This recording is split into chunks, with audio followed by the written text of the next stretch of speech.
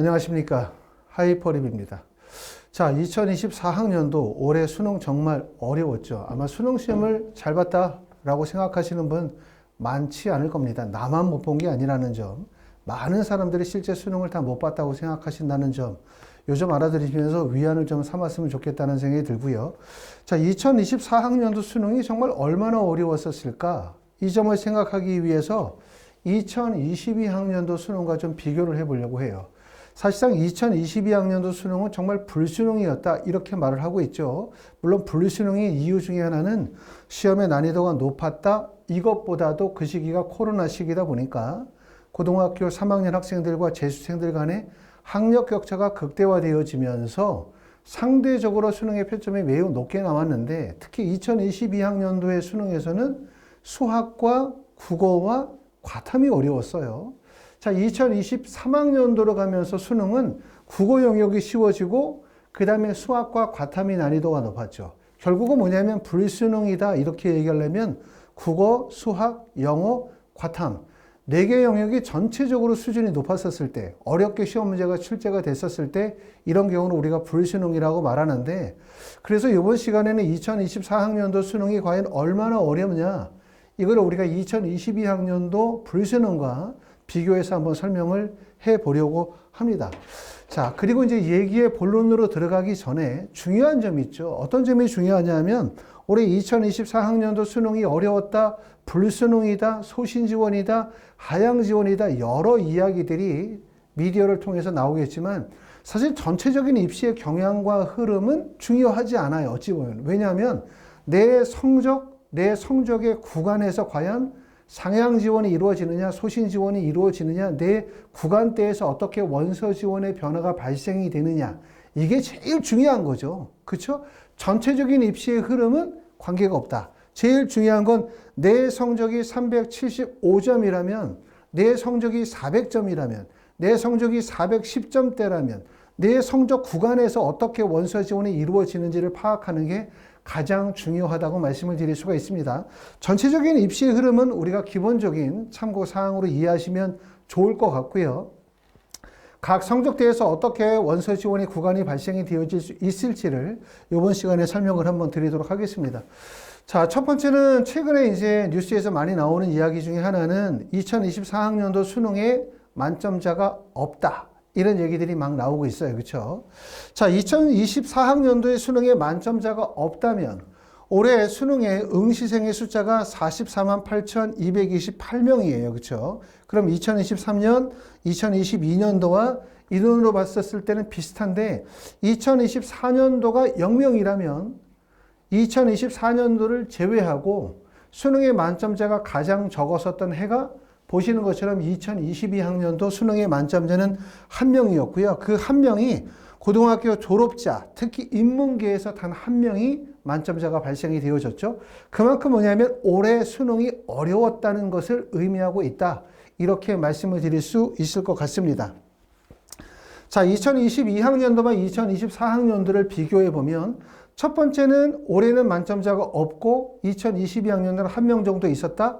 그럼 2022, 2024 매우 어려웠다, 이렇게 이해할 수가 있는데, 보시는 것처럼 학생의 재수생의 숫자는 차이가 좀 있어요.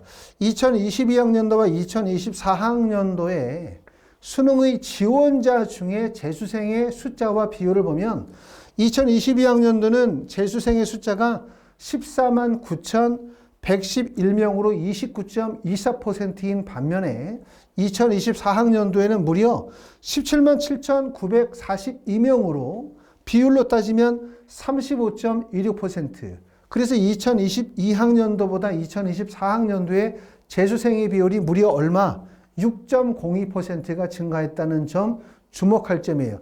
재수생이 증가했다는 얘기는 뭐냐면 재수생 중에서는 4등급, 5등급, 6등급을 맞는 재수생들도 있지만 이 재수생들 중에서는 의학기호를 목표로 상위권 대학을 목표로 현재 대학을 다니면서 의대를 다니면서 공부하는 고득점자들이 많다는 점을 주목할 필요가 있고, 그만큼 결국은 재수생의 비율이 늘어난다는 것은 가장 영향을 받는 구간이 바로 어디냐면 수능 최저에서 1등급 구간, 그리고 특히 정시에서는 상위권 대학, 서울대나 연고대 그 의학 계열에서 영향을 직접적으로 받는다는 점이죠.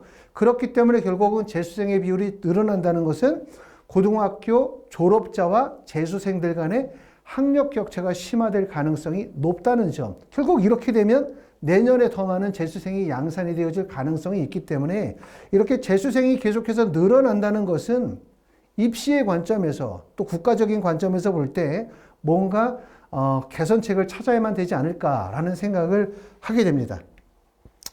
자, 세 번째는 선택 영역별 비교를 한번 해보도록 하겠습니다. 2022학년도와 2024학년도는 국어 영역, 수학 영역에서 어떤 영역별 변화가 있느냐 이 부분을 살펴보는데 보시는 것처럼 국어 영역에서는 언어와 매체가 그 다음에 수학 영역에서는 미적분이 2024년도가 그 2022년도보다 대략적으로 10% 이상 증가했죠. 보시는 것처럼 화법과 작문이 70%에서 61.1%로 줄고 그 다음에 언어와 매체가 29.4%에서 38.9%로 늘었고요. 그 다음에 보시는 것처럼 확통은 53.2%에서 46.7%로 그 다음에 미적은 38.2%에서 49.2%로 증가했기 때문에 결국은 언매와 미적분이 약 10% 이상 증가가 발생이 되어졌다. 결국은 짧은 2년의 기간 동안에 재수생의 증가, 그 다음에 보시는 것처럼 선택 과목의 쏠림 현상들이 더욱더 커졌다라는 점을 확인하실 수가 있습니다. 자, 그럼 과연 2022년도와 2024년도에 국어, 수학, 영어, 과탐에 있어서 1등급 또는 만점자의 표점의 차이가 얼마나 발생이 되어지는지를 한번 비교해 보도록 하겠습니다. 자, 국어 영역을 보면 2022학년도 국어 영역 언어와 매체의 만점이 149점이었어요. 그리고 2023년도 수능에서 만점이 134점이기 때문에 보시는 것처럼 전년도의 수능에서 국어가 얼마나 쉬웠는지를 우리가 쉽게 아실 수가 있겠죠. 그래서 결국은 이렇게 국어가 쉬워지는 경우에는 2023년도에는 수학 시험 잘 보고 영어와 가탐 시험을 잘 보면 국어 시험을 다소 못 봤다 하더라도 상위권 대학에 합격을 할 수가 있어요. 그런데 지금 보시는 것처럼 2024년도의 언어와 매체의 만점은 146점. 물론 2023년, 2022년도는 실채점의 결과고요. 그 다음에 2024년도는 가채점의 결과이기 때문에 아직 이 가채점 결과는 변동 가능성이 있다는 점 말씀을 드릴 수가 있습니다. 하지만 지금까지 입시기관에서 발표한 내용을 토대로 말씀을 드리자고 한다면 언어와 매체가 146점이라고 한다면 보시는 것처럼 국어 영역이 2022년도 국어 영역만큼 어려웠다라고 말씀을 드릴 수가 있을 것 같고요. 자, 수학 같은 경우 보면 2022학년도 수학에서 미적분의 만점이 147점이에요. 그렇죠? 그리고 2023년도에는 145점, 그리고 2024년도에 147점이기 때문에 지금 보시는 것처럼 만점은 2022년도와 2024년도의 만점은 동일하다는 점 확인하실 수가 있고, 그 다음에 영어 영역은 지금 보시면 2022학년도 영어 1등급이 6.25%, 그 다음에 2023년도에 영어가 7.83% 였고, 올해 같은 경우는 2024년도는 대략적으로 4.5% 정도를 1등급으로 보고 있기 때문에 여기까지 설명을 드리면 어떻게 말씀을 드릴 수가 있냐면 2022학년도에는 어떻게 됐다? 국어와 수학이 어렵고 영어는 평이했다. 이렇게 말씀을 드리면 2024학년도는 국어와 수학과 영어가 전체적으로 난이도가 높았다. 이렇게 말씀을 드릴 수가 있기 때문에 사실상 어떻게 보면 2024학년도의 수능이 2022학년도의 수능보다 조금 더 어려웠다라고 말할 수도 있어요. 그렇죠? 전체 영역 시험을 다 잘 봐야만 되기 때문에 이렇게 말씀을 드릴 수가 있고, 단 하나는 과탐에 관한 문제죠. 왜냐하면 2022학년도는 과탐이 지금 보시는 것처럼 만점에서 물리의 만점이 표준점수가 72점이고 화학이 만점이 68점이죠.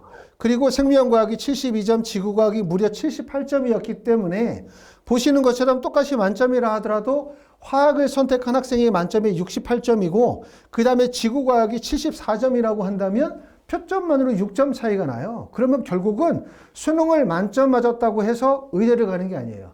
보시는 것처럼 화학을 만약에 선택을 해서 만점을 맞았다고 한다면 사실은 의학 계열의 원서를 쓸 수 있지만 의학 계열 중에서도 한참 낮아질 가능성이 높죠.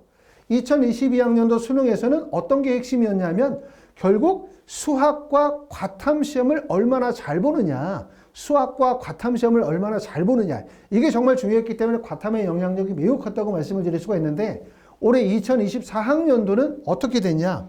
보시는 것처럼 2024학년도 보시면 파란색으로 된 게 물리가 1등급이 69점, 그 다음에 화학이 70점, 생명과학이 69점, 그 다음에 지구과학이 68점이면 2022학년도와 다르게 만점의 표준 점수 차이가 크지 않고 표준 점수가 높지가 않아요. 그렇기 때문에 올해는 간단히 말씀을 드리면 과탐의 영향력이 축소됐다, 이렇게 볼 수 있기 때문에 2024학년도 불수능에서 핵심 과목은 뭐냐? 결국 과탐, 수학, 국어, 이게 핵심이었다면 2022학년도 불수능에서 가장 핵심적인 과목은 뭐냐? 그러면 결국은 수학, 국어가 핵심이라고 말씀을 드릴 수가 있고, 또 하나의 핵심은 어떤 한 과목을 잘 보고 못 봤을 때는 불리해진다는 거예요. 결국 2022학년도의 수능은 잘 보고 못 봐도 괜찮아. 왜? 과탐에서 만약에 보시는 것처럼 생명과학이나 지구과학을 선택을 해서 만점을 맞았다고 한다면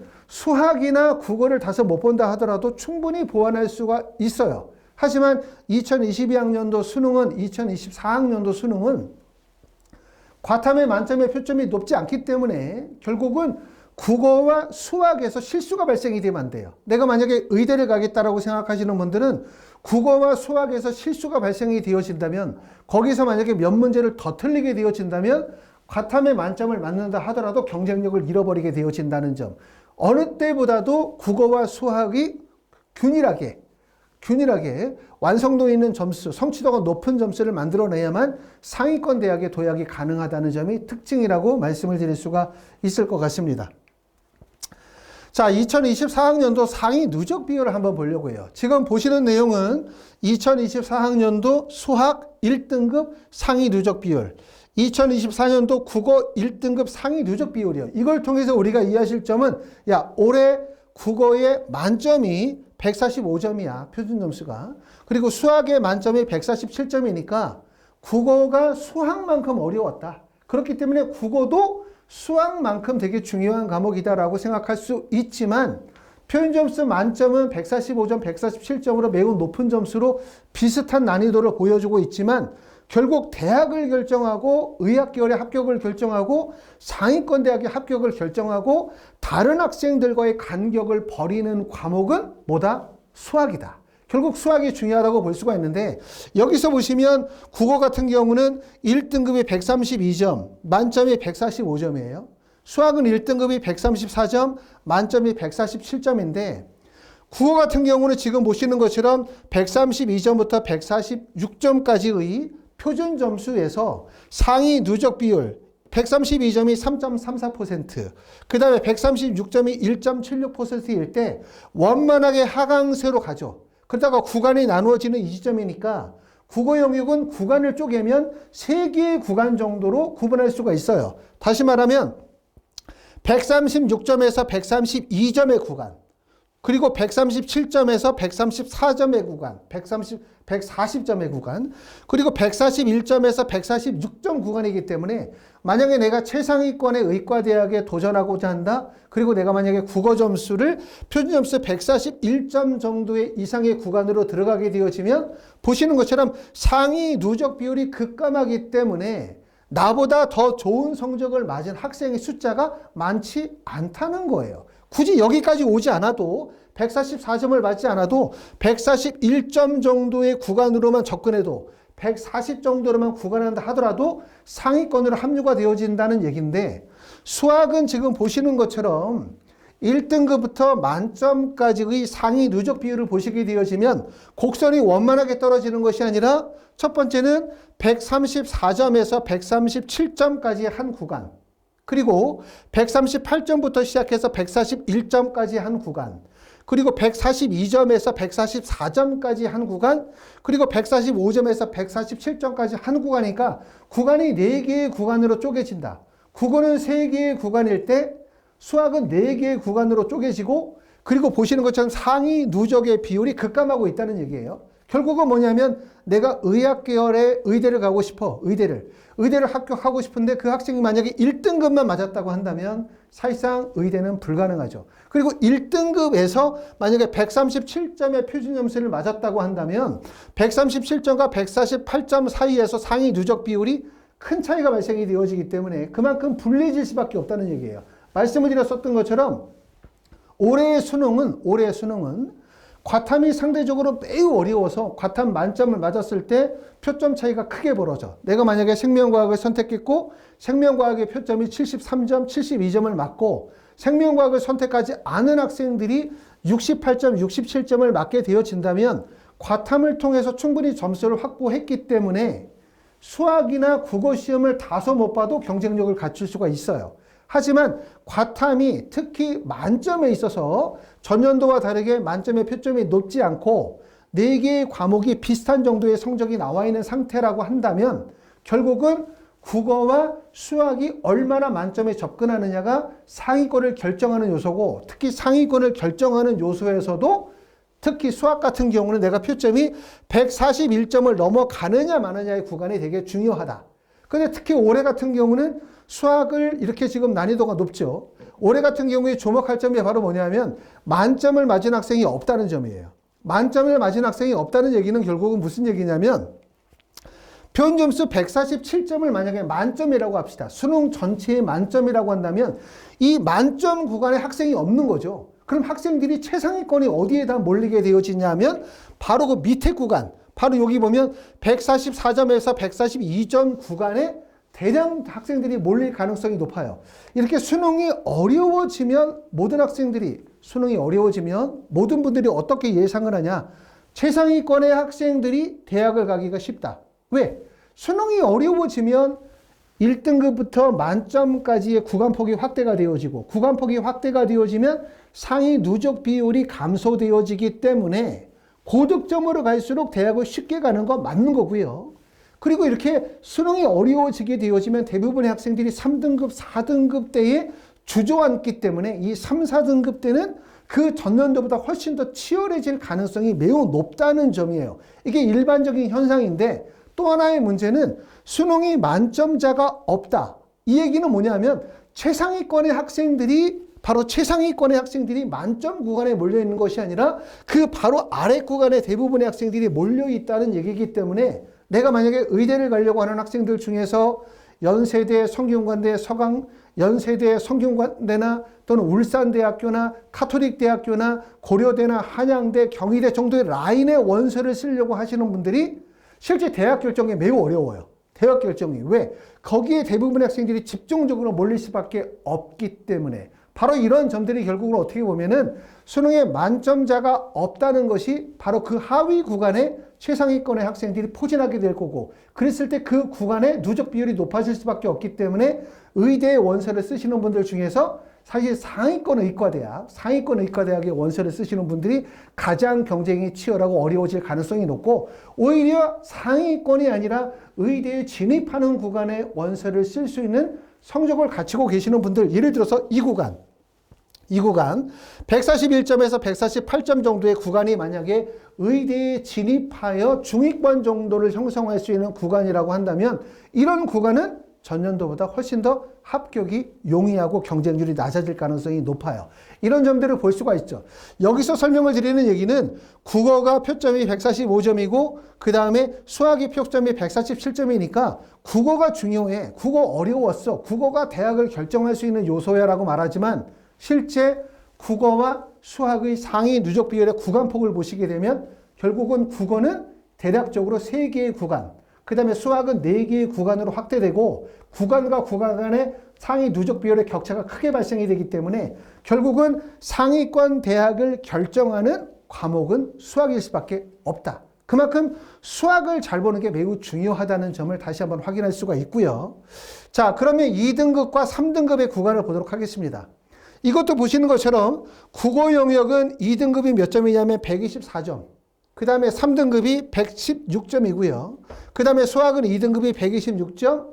그 다음에 3등급이 119점에 해당이 되어지지만 지금 보시는 것처럼 국어 영역은 3등급에서 2등급에서 1등급으로 가는 구간에서 보면 전체적으로 원만하게 상위 누적 비율이 감소되어지고 있어요. 그런데 수학은 보시면 상위 누적의 비율이 한 단계, 그 다음에 여기서 구간폭이 발생이 되어지고 두 단계, 다시 구간폭이 발생이 되어지고 세 단계로 넘어가고 있기 때문에 결국 2등급과 3등급 구간에서도 가장 중요한 것은 수학이다. 그리고 제일 중요한 건 나의 성적이, 나의 수학 성적이 과연 어디에 형성하고 있느냐. 상위 누적 비율이 가장 집중이 되어지는 122점에 형성하고 있느냐, 아니면 123점의 구간에 있느냐. 또 내 성적이 125점에 있느냐, 126점에 있느냐. 또 내 성적이 131점에 있느냐, 132점에 있느냐가 매우 중요하다고 말씀을 드릴 수가 있어요. 그러니까 여러분들이 나중에 수능 성적을 받아보시게 되어지면 나의 수학 성적, 특히 수학 성적이 상위 누적 비율에서 구간폭이 확대되어지는 구간에 있을 때 그게 바로 유리한 지점에 있느냐, 불리한 지점에 있느냐가 결국은 대학을 결정하고 합격을 결정하는데 매우 중요한 요소라는 점을 꼭 알아두셔야 돼요. 그렇기 때문에 우리의 점수는 380점이야. 우리의 점수는 401점이야가 중요한 게 아니에요. 401점 중에서 수학이 과연 구간에 낙폭이 발생이 되어지는 지점에서 유불리 구간 중에 어디에 포진이 되어져 있느냐. 이게 결국은 적극적으로 원서를 쓸 수 있느냐, 상위권 대학에 도전할 수 있느냐를 중요하는 거지 단지 점수로만 보면 절대로 안 된다. 이 점을 꼭 말씀을 드리기 때문에 나중에 이제 12월 8일에 수능 성적이 발표가 되면 제가 이 부분을 다시 한번 수정해서 설명을 좀 드리면 그때 여러분들이 내 성적이 과연 경쟁력이 있는 성적인가 아닌가를 쉽게 판단하실 수 있을 거라고 생각합니다. 자, 합격 예상 점수를 한번 보겠습니다. 많은 분들이 아마 궁금해 하실 것 같아요. 실제 내 성적이면 어느 정도 대학을 갈 수 있을까? 2024학년도와 2022학년도와 2024학년도를 비교하고 있어요. 2022학년도도 불수능이었기 때문에 2024학년도와 어떻게 달라지는지를 보는데 가장 두드러지는 특징 중에 하나는 2022학년도도 불수능인데 보시는 것처럼 서울대학교 점수를 432점, 서울대 의대를 이렇게 봤어요. 2022학년도에 432점이고 그 다음에 상위 누적 비율이 0.09%, 그 다음에 울산대학교가 431점, 성균관대 의대가 430점, 고려대학교가 428점으로 0.13%로 봤는데 올해 우리가 입시기관에서 예측하는 바에 의하면 서울대 의대는 436점으로 0.05%, 전년도보다 더 위로 올라가는 거죠. 그러고 난 다음에 성균관대학교가 432점으로 0.09%이기 때문에 아까도 말씀을 드렸었던 것처럼 특히 올해는 수능에 만점자가 없다는 점, 만점자가 없기 때문에 최상위권의 학생들이 사실상 그 바로 뒤에 구간에 몰리기 때문에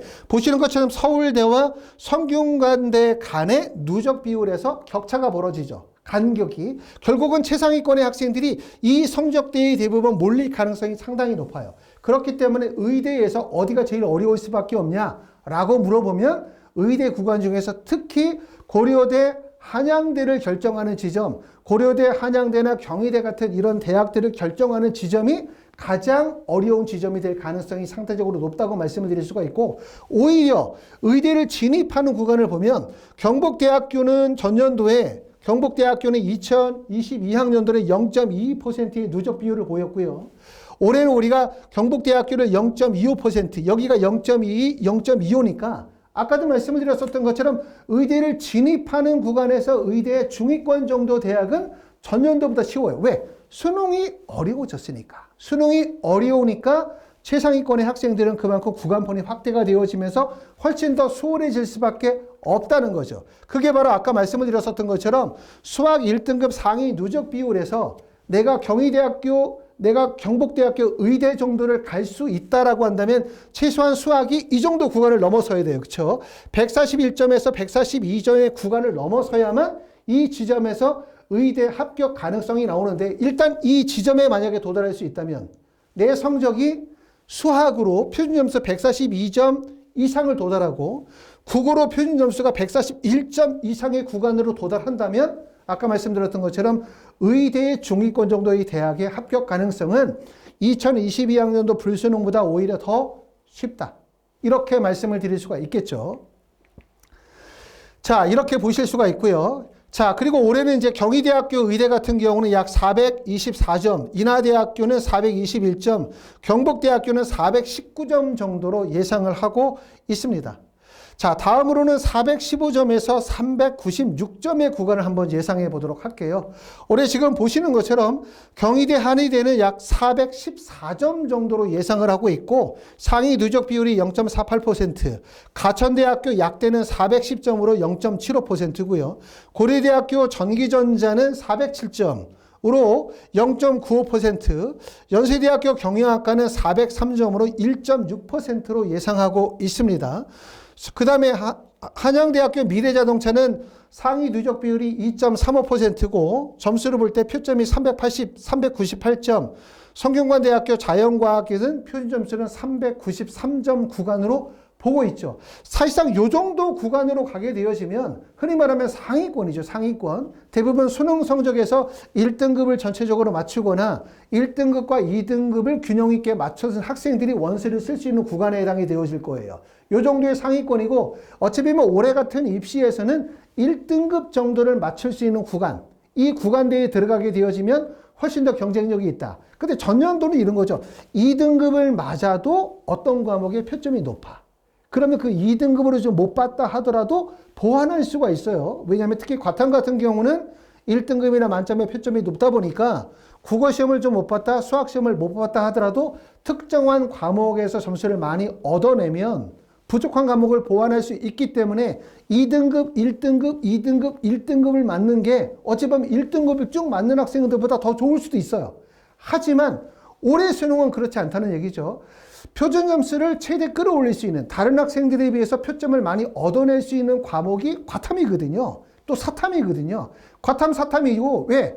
국어나 수학 같은 경우는 대부분 학생들이 선택하는 과목이 비슷하고 표점이 동일하기 때문에 다른 학생들에 비해서 표점을 많이 얻어낼 수가 없어요. 하지만 사탐이나 과탐은 선택 과목에 따라서 유불리에 따라서 표준 점수 차이를 크게 벌릴 수가 있는 과목인데 그런데 2024학년도 수능에서 우리가 예상되어지는 부분은 과학탐구의 표준 점수가 높지 않다는 거예요. 1등급 만점이. 그렇기 때문에 결국은 뭐였냐면 국어와 수학과 영어, 과탐을 균일하게 다 잘 봐야 되는 거죠. 어떤 한 과목에 무너지게 되어지면 대학 결정이 매우 어려워지기 때문에 올해 특히 입시에서는 어떻게 해야 되냐. 그냥 전체적으로 2등급, 2등급, 2등급, 2등급을 맞는 게 2등급, 3등급, 1등급, 3등급을 맞는 것보다 오히려 더 낫다는 점. 요 점을 우리가 꼭 아실 수가 있을 것 같고요. 자, 그 다음에 이제 394점에서 376점까지의 구간은 어떤 대학이 가능한지를 보면 자, 한양대학교 행정학과는 상위 누적 비율이 4.6%를 보고 390점 정도로 예상을 하고 있습니다. 경희대학교 화학과는 389점, 그 다음에 시립대학교 수학과는 387점 정도로 보고 있고요.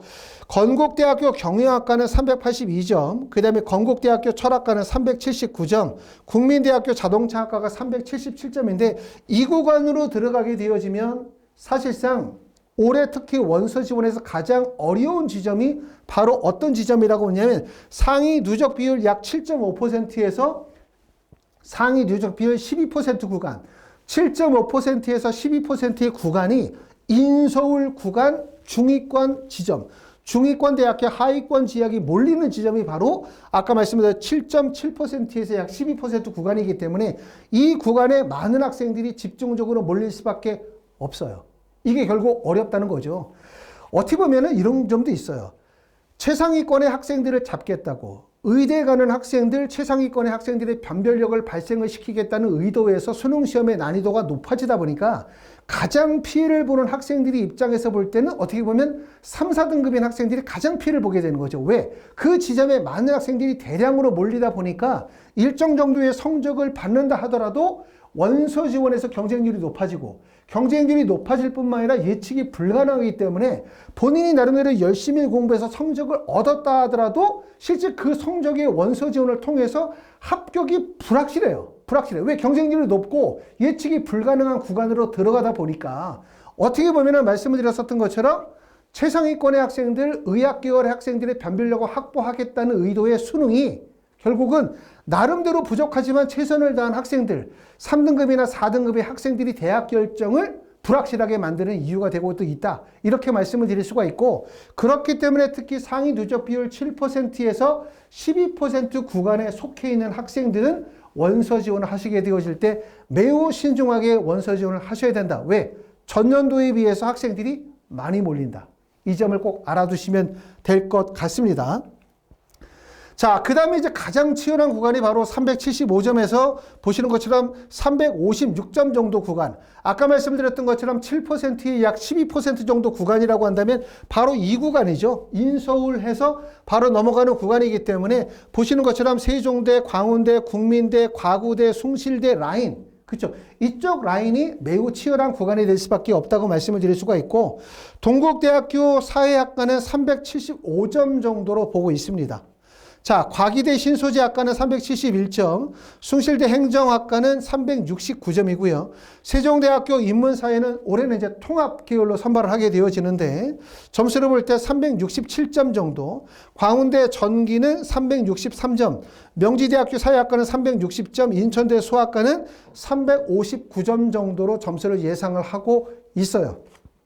자, 지금 여기서 말씀을 드렸었던 거는 사실상 이것만으로 정확하게 알 수는 없죠. 여기에 빠진 부분이 뭐냐면 첫 번째는 대학이 가군이냐 나군이냐 다군이냐에 따라서 점수가 달라지죠.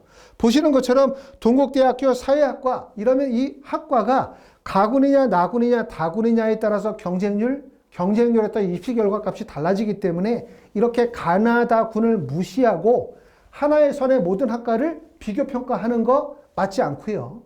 또한 대학들마다 수능 영역별 반영 비율의 차이도 있고, 그 다음에 전년도에서 입시에 변화가 발생이 되어진 학과들이 있기 때문에 지금 추정치에 불과하다는 점이에요. 여기서 이제 설명을 드리고자 하는 의도는, 자, 올해 대략적으로 2024학년도 가채점 결과를 토대로 했었을 때 어느 정도의 예상값이면, 표준점수면 어느 정도 대학을 갈 수 있느냐, 이런 부분들을 여러분들이 간접적으로 이해하실 수 있도록 하기 위해서 설명을 드렸습니다. 자, 마지막으로 이제 하이퍼리뷰에서 진행하는 정식 컨설팅에 대해서 다시 한번 설명을 좀 드리도록 하겠습니다. 자, 저희 정식 컨설팅은 10월 초에 1차 마감을 다 했습니다. 그러고 난 다음에 수능 끝난 다음 날 11월 17일에 2차 마감을 진행을 했고요.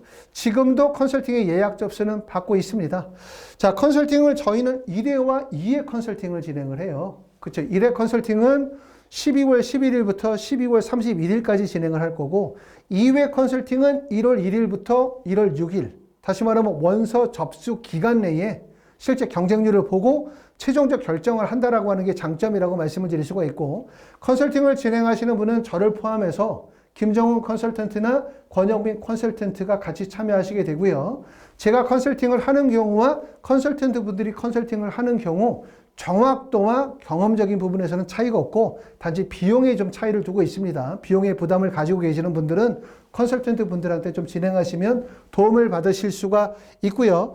자, 컨설팅은 지금 예약 접수를 받고 있습니다. 컨설팅에 대해서 궁금하신 분들은 하단에 컨설팅에 대한 안내, 접수 방법의 영상을 올려놨으니까 그 내용 좀 보도록 하시고, 그리고 작년 같은 경우에는 100분이 한 65% 이하의 학생들은 컨설팅을 좀 받지 않으려고 좀 노력을 했어요. 왜냐하면 범위가 넓어지다 보면 저희가 자료 준비하는 데도 한계가 있고, 성적이 좀 낮다 보면 전국을 자료를 다 뒤져야 되다 보니까 짧은 시간에 상담을 하기가 좀 어렵습니다. 그러다 보니까 많은 분들에게 만족을 드리지 못하는 경우들도 있었어요. 하지만 올해는 이 부분을 폐지합니다. 성적에 관계없이 모든 분들의 컨설팅을 진행을 할 거예요. 왜?